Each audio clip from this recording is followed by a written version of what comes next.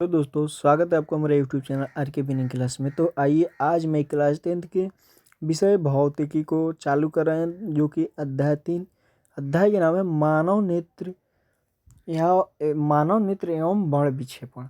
तो आइए जानेंगे कि इससे हमारा पहला प्रश्न क्या आता है। तो हमारा पहला प्रश्न है, नेत्र की समंजन क्षमता से क्या अभिप्राय है। नेत्र की समंजन क्षमता से क्या अभिप्राय है, या नेत्र की समंजन क्षमता क्या है या किसे कहते हैं। इसके उत्तर लिखेंगे हम लोग। आँख द्वारा अपनी सिलियरी पेशिया के तनाव को घटा बढ़ाकर अपनी लेंस की फोकस दूरी को बदलकर या निकट की वस्तु को साफ साफ देखने की क्षमता को नेत्र की समंजन क्षमता कहते हैं। आँख द्वारा अपनी सिलियरी पेशिया के तनाव को घटा बढ़ाकर अपने लेंस की फोकस दूरी को बदलकर या निकट की वस्तु को साफ साफ देखने की क्षमता को नेत्र की समंजन क्षमता कहते हैं। अर्थात दूसरे शब्दों में इसके उत्तर लिखेंगे हम लोग। आँख की ऐसी क्षमता जिससे नेत्र लेंस की फोकस दूरी अपने आप बदलती रहती है, जिसे नेत्र की समंजन क्षमता कहते हैं। आँख की ऐसी क्षमता जिसमें नेत्र लेंस की फोकस दूरी अपने आप बदलती रहती है, जिसे नेत्र की समंजन क्षमता कहते हैं। अब चलेंगे नेक्स्ट क्वेश्चन पर। तो नेक्स्ट क्वेश्चन हमारा है, मानव नेत्र की समान दृष्टि के लिए निकट बिंदु तथा दूर बिंदु कितनी होती है। मानव नेत्र की समान दृष्टि के लिए निकट बिंदु तथा दूर बिंदु कितनी होती है। इसके उत्तर हम लोग लिखेंगे। मानव नेत्र के लिए समान दृष्टि बिंदु 25 सेंटीमीटर होती है। मानव नेत्र के लिए समान दृष्टि बिंदु कितनी होती है, 25 सेंटीमीटर। तथा दूर दृष्टि बिंदु कितनी होती है, तो अनंत। दूर दृष्टि बिंदु कितनी होती है, अनंत। अब चलेंगे हम लोग नेक्स्ट क्वेश्चन पे। तो हमारा नेक्स्ट क्वेश्चन है, दृष्टि दोष किसे कहते हैं। नेक्स्ट क्वेश्चन क्या है, दृष्टि दोष किसे कहते हैं। तो इसके उत्तर हम लोग लिखेंगे। नेत्र बहुत दूर या निकट स्थित वस्तु का प्रतिबिंब रेटिना पर बनाने की क्षमता खो देता है, जिसे दृष्टि दोष कहते हैं। नेत्र बहुत दूर या निकट स्थित वस्तु का प्रतिबिंब रेटिना पर बनाने की क्षमता खो देता है, जिसे दृष्टि दोष कहते हैं। दृष्टि दोष किसे कहते हैं, तो नेत्र बहुत दूर या निकट स्थित वस्तु का प्रतिबिंब रेटिना पर बनाने की क्षमता खो देता है, जिसे दृष्टि दोष कहते हैं। अब चलेंगे नेक्स्ट क्वेश्चन पर। तो नेक्स्ट क्वेश्चन हमारा क्या है, मानव नेत्र में दोष कितने प्रकार के होते हैं। मानव नेत्र में दोष कितने प्रकार के होते हैं। तो इसके उत्तर हम लोग लिखेंगे। मानव नेत्र में दोष मुख्यतः 4 प्रकार के होते हैं। मानव नेत्र में दोष कितने प्रकार के होते हैं, तो 4 प्रकार के होते हैं। कौन कौन, तो एक में हो जाएगा निकट दृष्टि दोष। निकट दृष्टि दोष को मायोपिया भी कहा जाता है। 2 में हो जाएगा दूर दृष्टि दोष, और 3 में जरा दृष्टि दोष, 4 में अबिंदुकता। एक में क्या, तो निकट दृष्टि दोष, 2 में दूरदृष्टि दोष, और 3 में जरा दृष्टि दोष, 4 में अबिंदुकता। अब चलेंगे नेक्स्ट क्वेश्चन पर, जानेंगे निकट दृष्टि दोष किसे कहते हैं। इसे होने के कारण और निवारण के उपयोग लिखे। होने के कारण और निवारण के भी उपयोग लिखे। तो निकट दृष्टि दोष पहले जानेंगे। इसके उत्तर लिखें। नेत्र का वह दोष जिसमें निकट की वस्तु स्पष्ट दिखाई देती है, किंतु दूर की वस्तु स्पष्ट दिखाई नहीं देती हो, उसे निकट दृष्टि दोष कहते हैं। निकट दृष्टि दोष किसे कहते हैं, नेत्र का वह दोष जिसमें निकट की वस्तु स्पष्ट दिखाई दे तथा दूर की वस्तु स्पष्ट दिखाई नहीं दे, उसे निकट दृष्टि दोष कहते हैं। अब चलेंगे निकट दृष्टि दोष के होने के कारण क्या है। तो निकट दृष्टि दोष के होने के कारण निम्नलिखित है। एक में नेत्र गोलक का लंबा हो जाना। 2 हो गया है, यहाँ 2 हो बना लीजिएगा। नेत्र गोलक का लंबा हो जाना अर्थात नेत्र लेंस और रेटिना के बीच की दूरी का बढ़ जाना। नेत्र गोलक का लंबा हो जाना अर्थात नेत्र लेंस और रेटिना के बीच की दूरी बढ़ जाना। यहाँ 2 की जगह पर हो बना लेना। और 2 नंबर इसमें है, नेत्र लेंस की आवश्यकता से अधिक मोटा हो जाना, जिससे उसकी फोकस दूरी कम हो जाती है। नेत्र लेंस की आवश्यकता से अधिक मोटा हो जाना, जिससे उसकी फोकस दूरी कम हो जाती है। अब चलेंगे इसके निवारण के उपाय। निकट दृष्टि दोष के निवारण के उपाय क्या है। तो निकट दृष्टि दोष के निवारण के लिए अवतल लेंस की बने या अभिसारी लेंस की बने चश्मे का उपयोग किया जाता है। निकट दृष्टि दोष के निवारण के लिए अवतल लेंस या अभिसारी लेंस के बने चश्मे का उपयोग किया जाता है। अब चलेंगे नेक्स्ट क्वेश्चन पर। तो नेक्स्ट क्वेश्चन हमारा है दूर दृष्टि दोष क्या है, इसके होने के कारण एवं निवारण के उपाय को लिखे। दूर दृष्टि दोष क्या है, इसे होने के कारण एवं निवारण के उपाय लिखे। तो इसके उत्तर हम लोग लिखेंगे नेत्र का वह दोष जिसमें दूर की वस्तु अस्पष्ट दिखाई देती हो लेकिन नज़दीक की वस्तु अस्पष्ट दिखाई नहीं देती है, उसे दूर दृष्टि दोष कहते हैं। निकट दृष्टि दोष में निकट की वस्तु स्पष्ट दिखाई देती है लेकिन दूर की वस्तु स्पष्ट नहीं दिखाई देती। और दूर दृष्टि दोष में दूर की वस्तु स्पष्ट दिखाई देती है लेकिन निकट की वस्तु स्पष्ट नहीं दिखाई देती है, उसे दूर दृष्टि दोष कहते हैं। दूर दृष्टि दोष के होने के कारण क्या है, तो दूर दृष्टि दोष के होने के कारण निम्नलिखित है। एक में नेत्र गोलक का छोटा हो जाना अर्थात नेत्र लेंस और रेटिना के बीच की दूरी बढ़ जाना। नेत्र गोलक का छोटा हो जाना अर्थात नेत्र लेंस और रेटिना के बीच की दूरी बढ़ जाना। अब चलेंगे नेक्स्ट, इसमें पॉइंट क्या है 2 नंबर में नेत्र लेंस की आवश्यकता से अधिक मोटा हो जाना जिससे उसकी फोकस दूरी कम हो जाती है। नेत्र लेंस की आवश्यकता से अधिक मोटा हो जाना जिससे उसकी फोकस दूरी कम हो जाती है। अब चलेंगे दूर दृष्टि दोष हो जाने पर क्या करेंगे। तो दूर दृष्टि होने पर उत्तल लेंस के बने चश्मे का उपयोग हम लोग करेंगे जिससे दूर दृष्टि दोष खत्म हो जाएगा। उत्तल लेंस के बने चश्मे का उपयोग करते हैं। अब चलेंगे हम लोग नेक्स्ट क्वेश्चन पर। नेक्स्ट क्वेश्चन हमारे जरा दृष्टि दोष क्या है, जरा दृष्टि दोष या जरा दूरदर्शिता दोष किसे कहते हैं। जरा दृष्टि दोष को जरा दूरदर्शिता भी कहा जाता है। जरा दृष्टि दोष क्या है या जरा दूरदर्शिता क्या है या किसे कहते हैं। तो इसके उत्तर हम लोग लिखेंगे नेत्र लेंस की समंजन नष्ट क्षमता नष्ट हो जाने के कारण नेत्र लेंस की समंजन क्षमता नष्ट हो जाने के कारण कभी दूर की वस्तु तथा कभी नज़दीक की वस्तु स्पष्ट दिखाई नहीं देती है। इस दोष को जरा दूरदर्शिता या जरा दृष्टि दोष कहते हैं। नेत्र लेंस की समंजन क्षमता नष्ट हो जाने के कारण कभी दूर की वस्तु तथा नज़दीक की वस्तु स्पष्ट नहीं दिखाई देती है। इस दोष को जरा दूरदर्शिता या जरा दृष्टि दोष कहते हैं। इसके निवारण होने पर क्या किया जाए, तो इसके निवारण को लिखे। तो जरा दूरदृष्टि के निवारण, इस दोष के निवारण के लिए द्विफोक्सी या बाईफोक्सी लेंस का उपयोग किया जाता है। जरा दृष्टि दोष के निवारण के लिए द्विफोक्सी या बाईफोक्सी लेंस के उपयोग किया जाता है। द्विफोक्सी या बाईफोक्सी लेंस का उपयोग किया जाता है। अब चलेंगे नेक्स्ट क्वेश्चन पर। तो नेक्स्ट क्वेश्चन हमारा क्या है, अभिनदुक्ता क्या है, इसके निवारण कैसे किया जाता है। अभिनदुक्ता क्या है, इसके निवारण कैसे किया जाता है। तो इसके उत्तर लिखेंगे नेत्र लेंस के सामने स्थित कर्निया कम हो जाने के कारण एक ही बिंदु पर रखी 2 वस्तुओं में से एक ही वस्तु स्पष्ट दिखाई देती है और दूसरी नहीं। इस दोष को अभिनदुक्ता कहते हैं। नेत्र लेंस के सामने स्थित कर्निया को कम हो जाने के कारण एक ही बिंदु पर रखी 2 वस्तुओं में से एक ही वस्तु स्पष्ट दिखाई देती है और दूसरा नहीं, तो इस दोष को अभिनदुक्ता कहते हैं। इसे होने पर क्या किया जाए, तो इस दोष के निवारण के लिए बेलनाकार लेंस का उपयोग किया जाता है। इस दोष के निवारण के लिए कौन सा लेंस का उपयोग किया जाता है, बेलनाकार लेंस का उपयोग किया जाता है। अब चलेंगे, इसमें स्टार को दिया गया है द्विफोक्सी लेंस के ऊपरी भाग में अवतल लेंस तथा निचली भाग में उत्तल लेंस लगा रहता है। द्विफोक्सी लेंस में क्या क्या लगा रहता है, तो ऊपरी भाग में अवतल लेंस तथा निचली भाग में उत्तल लेंस लगा रहता है। अब चलेंगे नेक्स्ट पॉइंट पे। तो नेक्स्ट पॉइंट हमारा है अंतिम पंक्ति में बैठे किसी विद्यार्थी की स्यामत पर लिखे अक्षरों को पढ़ने में कठिनाई होती है, वह विद्यार्थी किस दोष से पीड़ित है।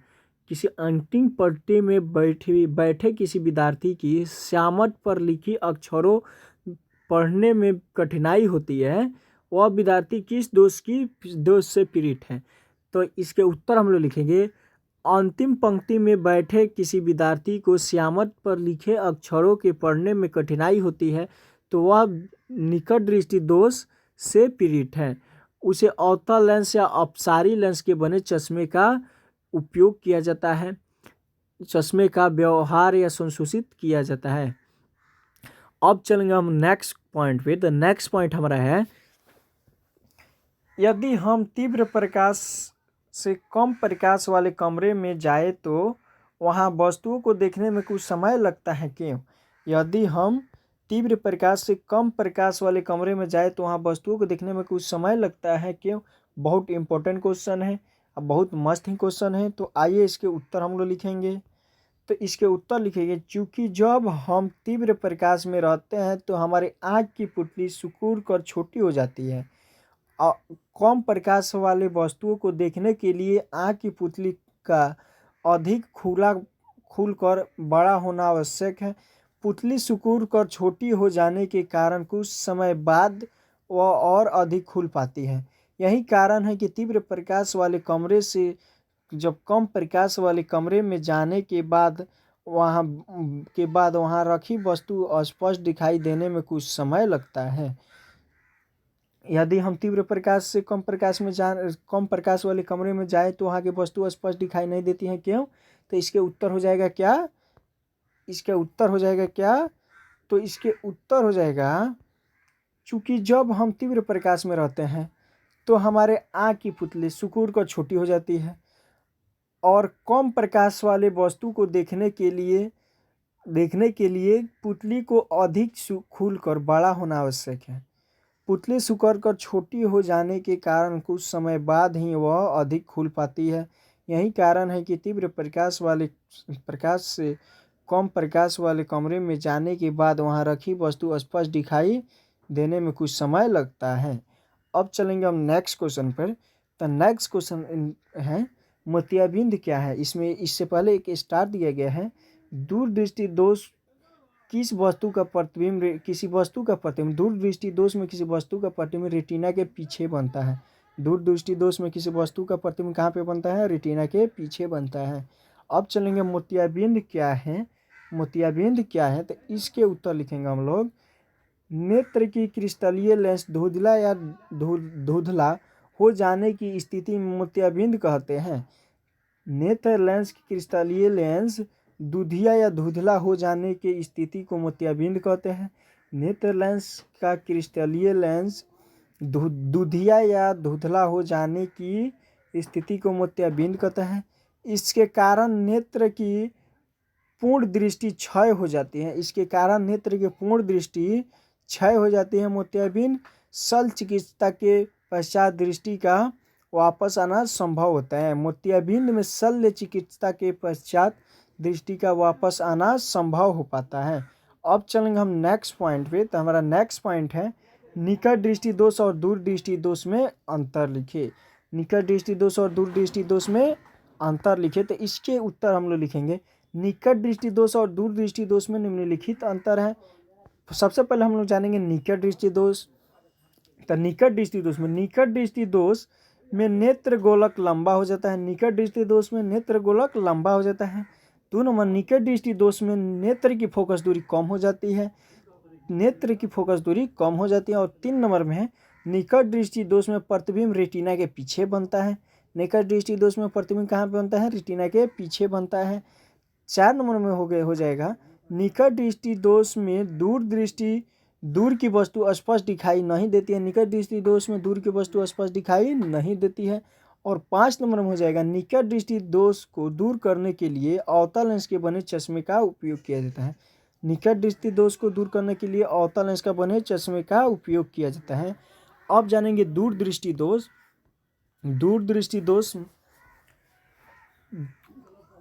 जब दूर दृष्टि में, जबकि इसमें नेत्र गोलक छोटा रहता है। दूर दृष्टि दोष में नेत्र गोलक छोटा रहता है।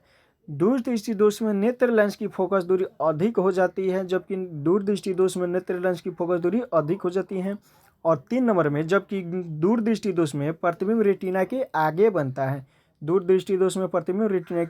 बनता है। और इसमें 4 नंबर पॉइंट दिया है, जबकि दूर दृष्टि दोष में नज़दीक की वस्तु स्पष्ट दिखाई देती है।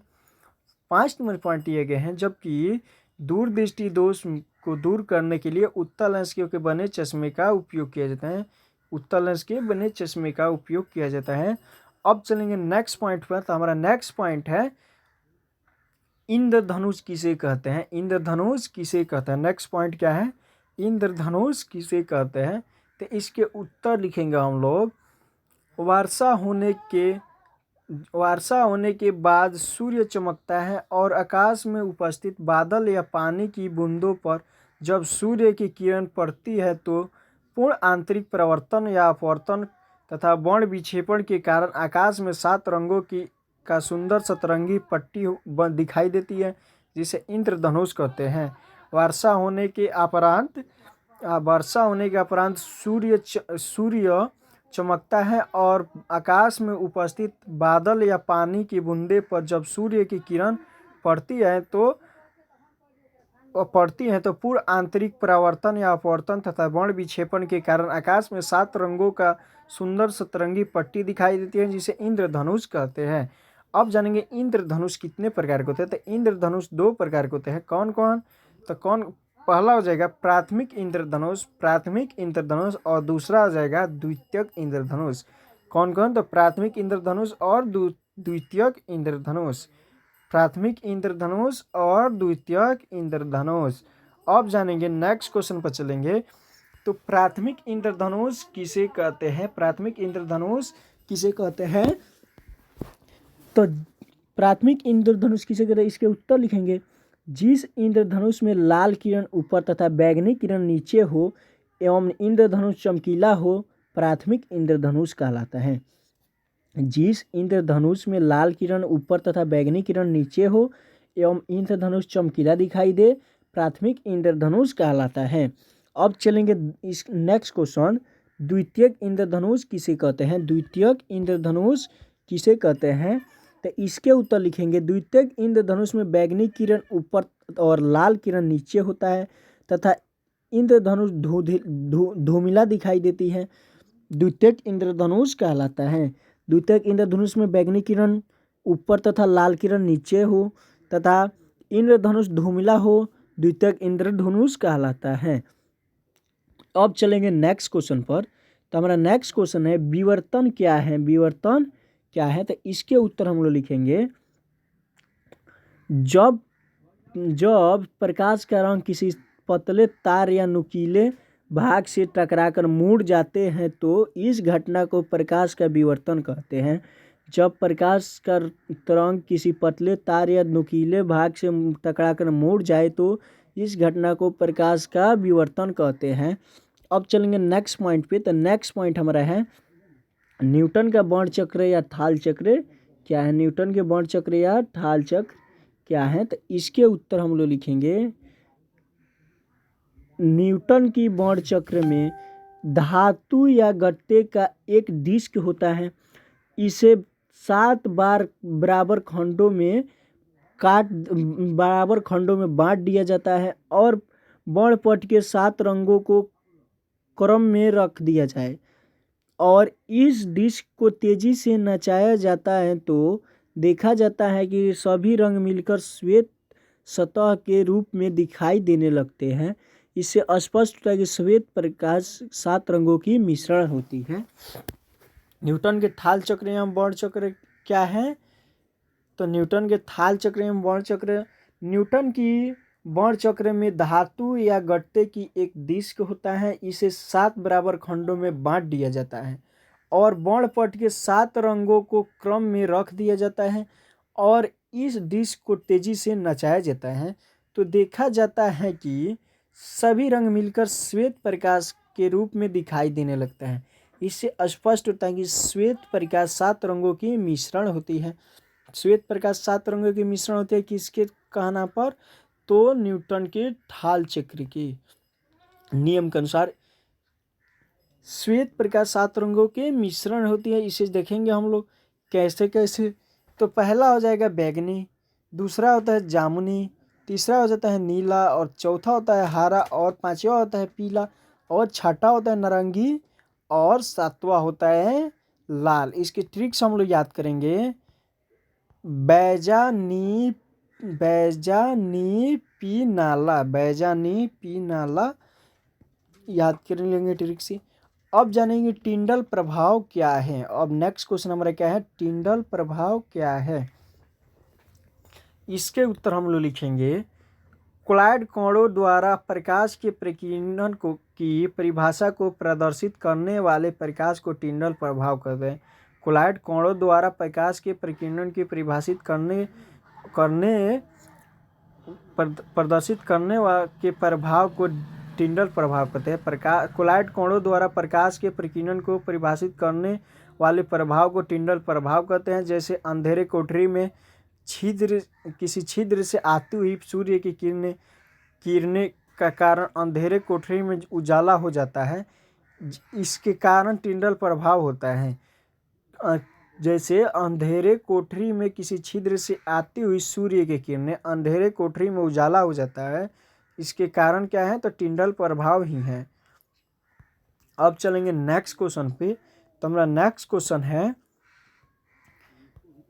प्रकाश का क्वांटल सिद्धांत क्या है। प्रकाश का क्वांटल सिद्धांत क्या है, तो इसके उत्तर हम लोग लिखेंगे, प्रकाश कण के रूप में चलती है।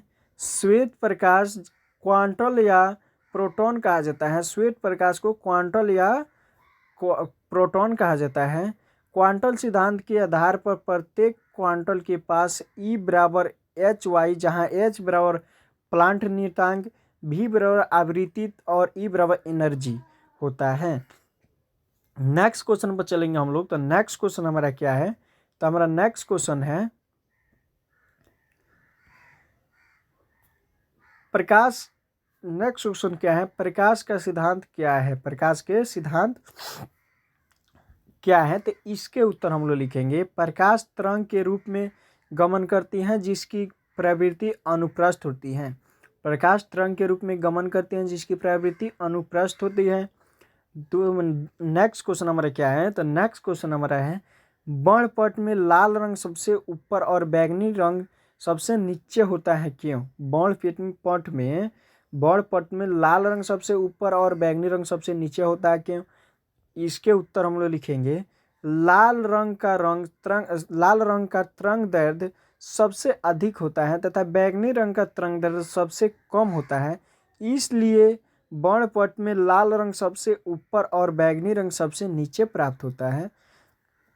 लाल रंग का तरंग दैर्ध्य सबसे अधिक होता है और बैंगनी रंग का तरंग दैर्ध्य सबसे कम होता है, इसलिए वर्णपट में लाल रंग सबसे ऊपर और बैंगनी रंग सबसे नीचे प्राप्त होता है। अब नेक्स्ट क्वेश्चन पर हम लोग चलेंगे। तो नेक्स्ट क्वेश्चन हमारा है, नेक्स्ट क्वेश्चन क्या है हमारा, तो हमारा नेक्स्ट क्वेश्चन है, बड़ विक्षेपण क्या है। नेक्स्ट क्वेश्चन क्या है, बड़ विक्षेपण क्या है।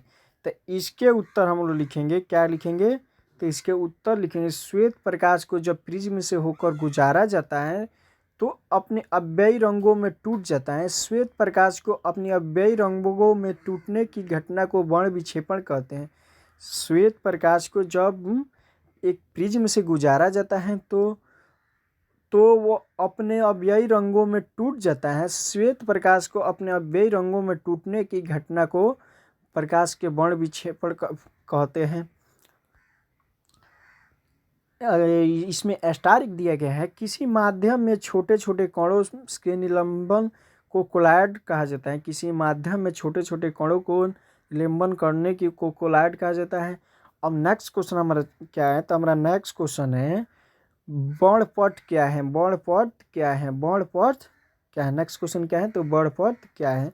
इसके उत्तर हम लोग लिखेंगे, वर्ण विक्षेपण प्रकाश को जब किसी पर्दे पर प्राप्त किया जाता है तो 7 रंगों के एक रंगीन पट्टी प्राप्त होती है जिसे वर्णपट कहते हैं। इसे वर्णपट को एस्पेक्ट भी कहा जाता है, एस्पेक्ट भी कहा जाता है। वर्णपट किसे कहते हैं, तो वर्ण विक्षेपण प्रकाश को जब किसी पर्दे पर प्राप्त किया जाता है तो 7 रंगों की एक रंगीन पट्टी प्राप्त होती है जिसे वर्णपट या एस्पेक्ट कहते हैं। वर्णपट में सबसे ऊपर लाल रंग एवं सबसे नीचे बैंगनी रंग होता है की किरण प्राप्त होती हैं, जिस रंगों का क्रम निम्न प्रकार से है। श्वेत रंग इधर से प्रवाहित किया जाए तो सबसे पहले क्या आ गया, ऊपर रेड हो जाएगा, उसके बाद ऑरेंज, तब येलो, येलो के बाद ग्रीन, ब्लू, ब्लू के बाद उसके बाद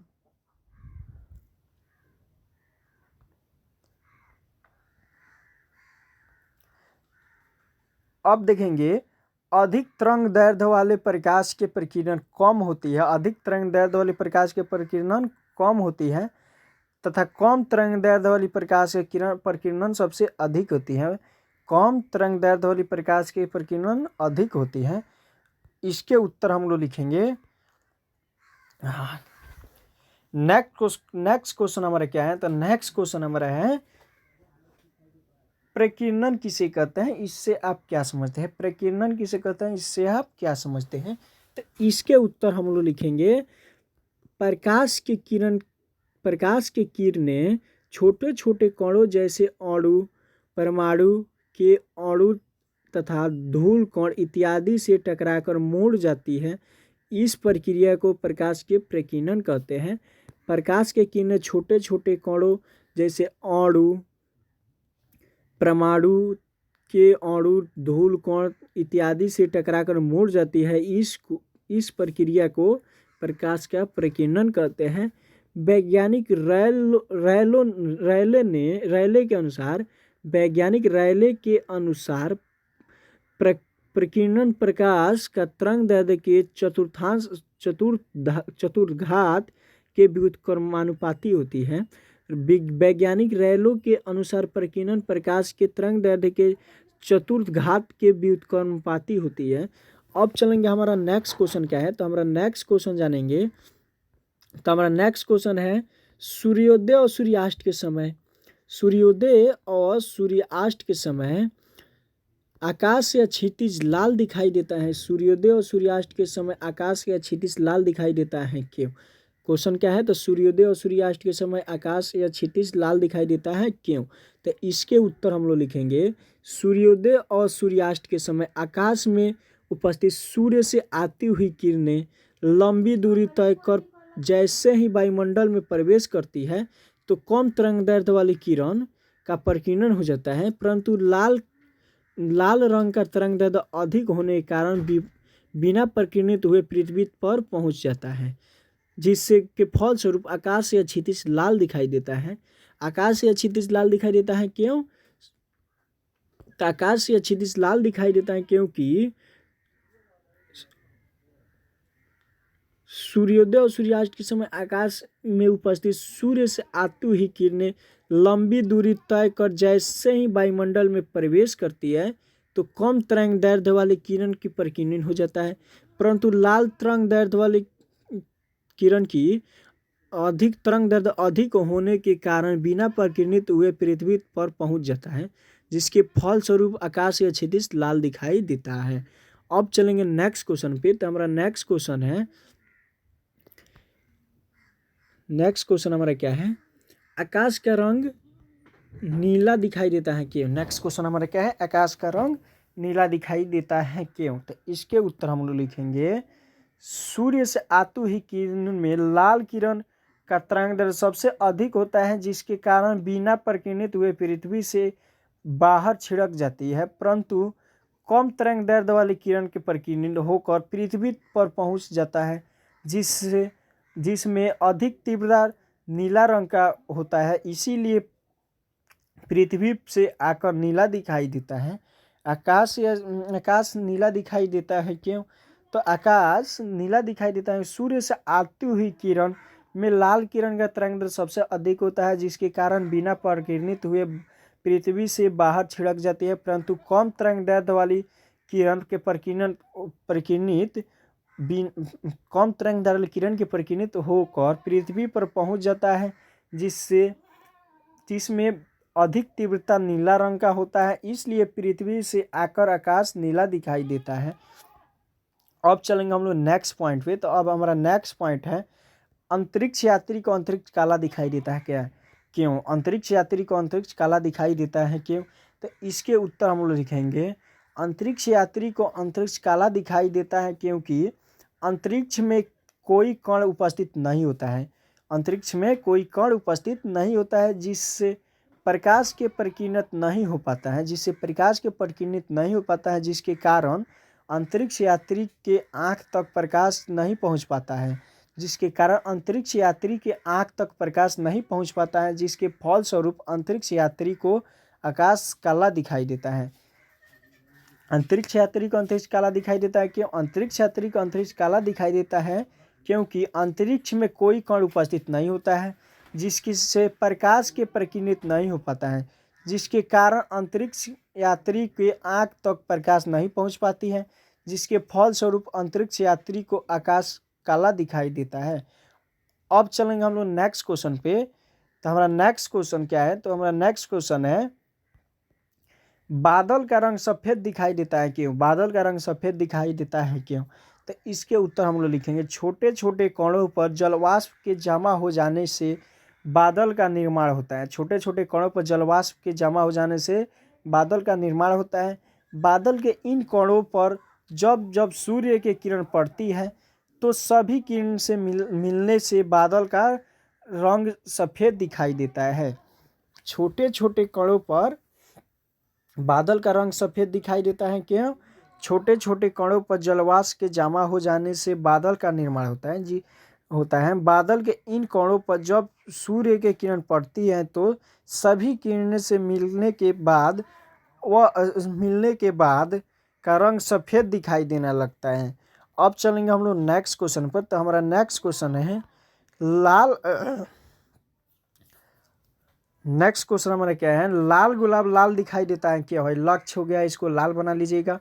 लाल गुलाब लाल दिखाई देता है क्यों?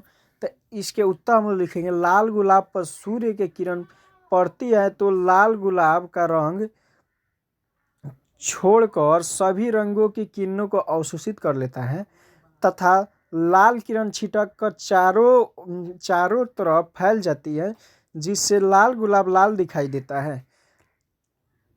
लाल गुलाब पर जब सूर्य की किरण पड़ती है तो लाल गुलाब लाल रंगों को छोड़कर सभी किरणों को अवशोषित कर लेता है तथा लाल किरण छिटक कर चारों ओर फैल जाती है, जिससे लाल गुलाब लाल दिखाई देता है। अब चलेंगे हम लोग नेक्स्ट पॉइंट पर। तो हमारा नेक्स्ट पॉइंट क्या है? तो हमारा नेक्स्ट पॉइंट है, लाल गुलाब नीला या हरा प्रदर्शित कांच से देखने पर दिखाई देता है क्यों? लाल गुलाब नीला या हरा प्रदर्शित कांच से देखने पर दिखाई देता है क्यों? तो इसके उत्तर हम लोग लिखेंगे, लाल गुलाब से लाल किरण छिटक कर जैसे ही हरे रंग या नीले प्रदर्शित कांच पर पड़ती है तो प्रकाश कांच से अवशोषित हो जाता है, जिससे के फलस्वरूप गुलाब काला दिखाई देता है। लाल गुलाब से लाल किरण जैसे ही छिटक कर नीले या हरे रंग प्रदर्शित कांच पर पड़ता है तो प्रकाश अवशोषित हो जाता है, जिसके फलस्वरूप लाल गुलाब काला दिखाई देने लगता है। अब चलेंगे हम लोग नेक्स्ट क्वेश्चन पर। तो हमारा नेक्स्ट क्वेश्चन क्या है? सफ़ेद कमीज लाल प्रकाश में लाल दिखाई देता है क्यों? सफ़ेद कमीज लाल प्रकाश में लाल दिखाई देता है क्यों? इसके उत्तर लिखेंगे हम लोग, परंतु लाल कमीज हरे प्रकाश में हरा काला दिखाई देता है क्यों? इसका उत्तर हम लोग लिखेंगे क्या? सफ़ेद कमीज पर जिस रंग का प्रकाश अपवर्तित होती है, सफ़ेद कमीज पर जिस रंग का प्रकाश अपवर्तित होती है वही रंग उसमें प्रवर्तित भी होती है, इसलिए सफ़ेद कमीज लाल दिखाई देता है। सफ़ेद रंग पर जिस रंग का प्रकाश अपवर्तित होती है वही रंग उसमें प्रवर्तित भी होती है, इसलिए सफ़ेद कमीज लाल दिखाई देता है। परंतु लाल कमीज पर जब हरा प्रकाश अपवर्तित होती है तो वह प्रकाश लाल कमीज के द्वारा अवशोषित हो जाता है, जिसके फलस्वरूप लाल कमीज काला दिखाई देता है। अब चलेंगे हम लोग नेक्स्ट क्वेश्चन पर। तो हमारा नेक्स्ट क्वेश्चन है, कांच के रंगीन टुकड़े को चकनाचूर कर दिया जाए तो वह सफ़ेद दिखाई देता है क्यों? तो इसके उत्तर हम लोग लिखेंगे, महीन कणों पर सीधे सूर्य की किरण पड़ती है तो सभी रंग के किरण प्रकीर्णित हो जाता है, सभी रंगों के मिलने से श्वेत प्रकाश प्राप्त होता है, जिसके फलस्वरूप महीन कण सफ़ेद दिखाई देती है। महीन कणों पर सीधे सूर्य किरण पड़ती है तो सभी रंगों के किरण परिकिरणित हो जाता है। सभी रंग के किरण मिलने से श्वेत प्रकाश का निर्माण होता है, जिसके फलस्वरूप महीन कण सफ़ेद दिखाई देती है। अब चलेंगे हम लोग नेक्स्ट क्वेश्चन पर। तो हमारा नेक्स्ट क्वेश्चन क्या है? तो नेक्स्ट क्वेश्चन हमारा है, किसी उत्तल लेंस को आधा भाग काले कागज से ढक दिया जाए या काले पेंट से पेंट कर दिया जाए तो प्रतिबिंब पर क्या प्रभाव पड़ेगा? किसी उत्तल लेंस के आधा भाग काले कागज से ढक दिया जाए या पेंट कर दिया जाए तो प्रतिबिंब पर क्या प्रभाव पड़ेगा? तो इसके उत्तर लिखेंगे हम लोग। यदि किसी उत्तल लेंस का आधा भाग काले कागज से ढक दिया जाए या पेंट कर दिया जाए तो प्रतिबिंब धुंधला दिखाई देने लगता है। यदि किसी उत्तल लेंस के आधा भाग काले कागज से ढक दिया जाए या पेंट कर दिया जाए तो प्रतिबिंब धुंधला दिखाई देने लगता है। फर दिया जाए, यहाँ कर बना लीजिएगा, टाइपिंग थोड़ा गड़बड़ा गया है। अब चलेंगे हम लोग नेक्स्ट क्वेश्चन पर। तो हमारा नेक्स्ट क्वेश्चन क्या है? नेक्स्ट क्वेश्चन हमारा है, तारे क्यों टिमटिमाते हैं? नेक्स्ट क्वेश्चन क्या है? तारे क्यों टिमटिमाते हैं? तो बहुत इंपॉर्टेंट क्वेश्चन है, MVBI क्वेश्चन है, VBI क्वेश्चन है ये। अब चलेंगे हम लोग इस तारे क्यों टिमटिमाते हैं जानेंगे। तो इसके उत्तर हम लिखेंगे, रात में तारे टिमटिमाते नजर आते हैं क्योंकि वायुमंडलीय अपवर्तनांक के कारण तारे से निकली हुई प्रकाश प्रारंभिक रूप से बनता है, घटता रहता है। जब यह प्रकाश आँख तक पहुँचता है तो तारे से निकलने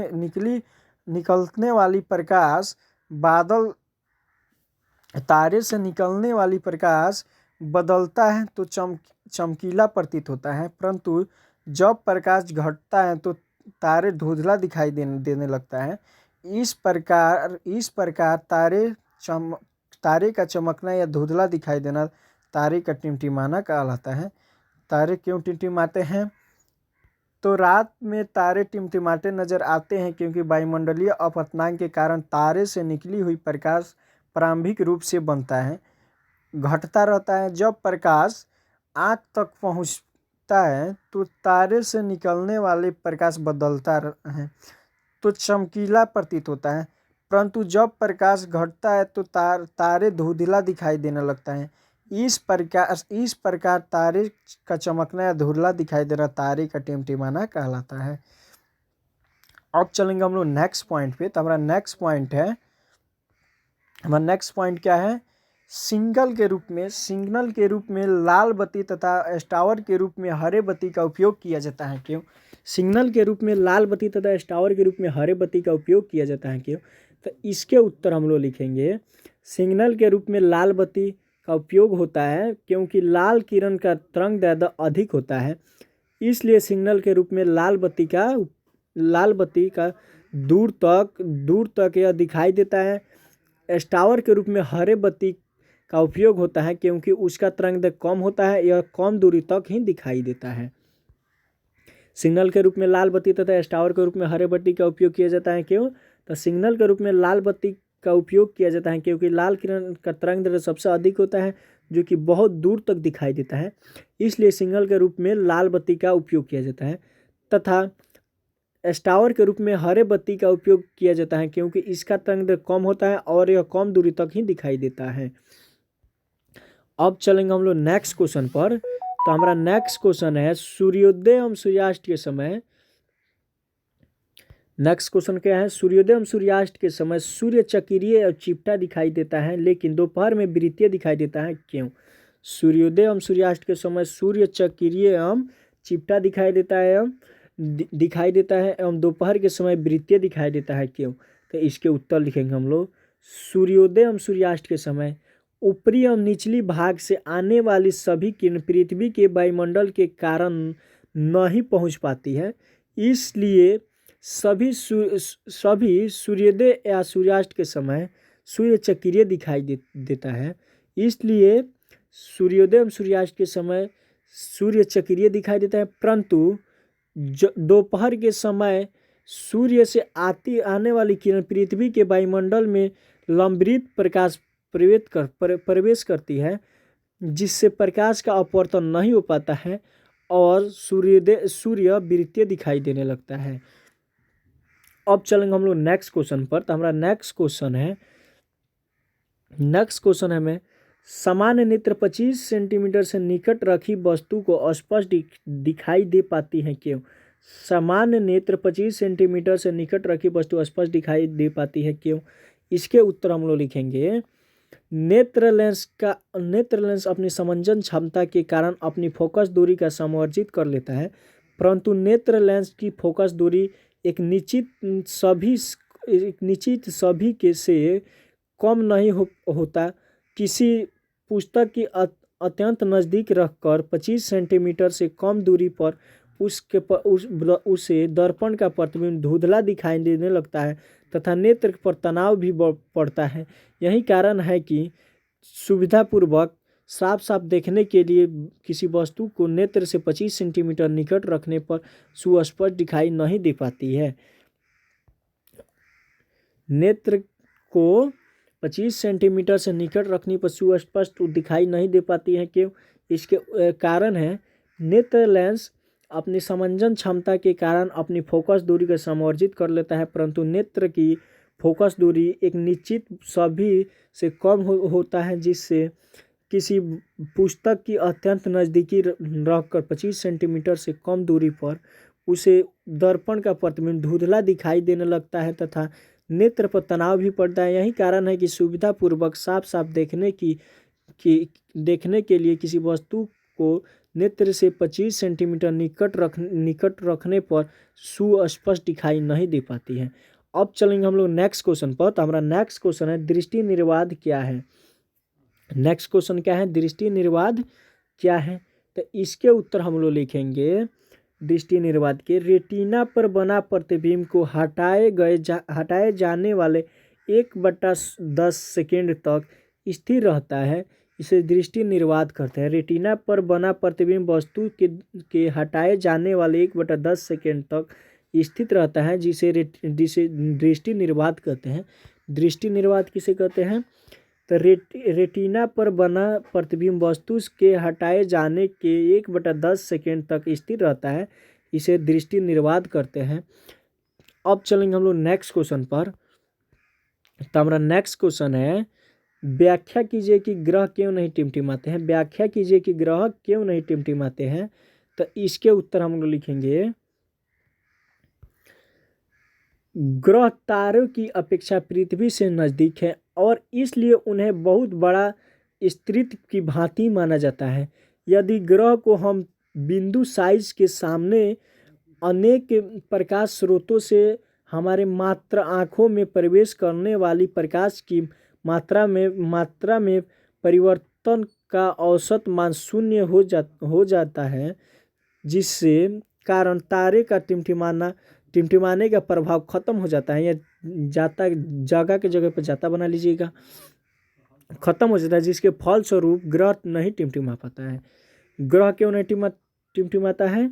तो ग्रह तारों की अपेक्षा पृथ्वी से नज़दीक है और इसलिए उन्हें बहुत बड़ा स्त्रीत्व की भांति माना जाता है। यदि ग्रह को हम बिंदु साइज के सामने अनेक प्रकाश स्रोतों से हमारे मात्र आँखों में प्रवेश करने वाली मात्रा में परिवर्तन का औसत मान 0 हो जाता है, जिसके कारण तारों का टिमटिमाने का प्रभाव खत्म हो जाता है, जिसके फलस्वरूप ग्रह नहीं टिमटिमा पाता है। अब चलेंगे नेक्स्ट क्वेश्चन पर। तो हमारा नेक्स्ट क्वेश्चन है दृष्टि निवास क्या है? दृष्टि निवास क्या है? तो इसके उत्तर हम लोग लिखेंगे दृष्टि निवास क्या है? तो इसके उत्तर हम लोग लिखेंगे रेटिना पर बना प्रतिबिंब वस्तु के हटाए जाने के 1/100 सेकेंड तथा इसलिए रहता है, जिसे दृष्टि निवास कहते हैं। रेटिना पर बना प्रतिबिंब वस्तु के हटाए जाने वाले 1/100 सेकेंड तक रहता है, जिसे दृष्टि निवास कहते हैं। इसे क्या कहते हैं? दृष्टि निवास कहते हैं। इसके पीडीएफ के लिए मोबाइल नंबर 77 819 77319 10 पे आपको मिल जाएगा, कॉल कीजिएगा।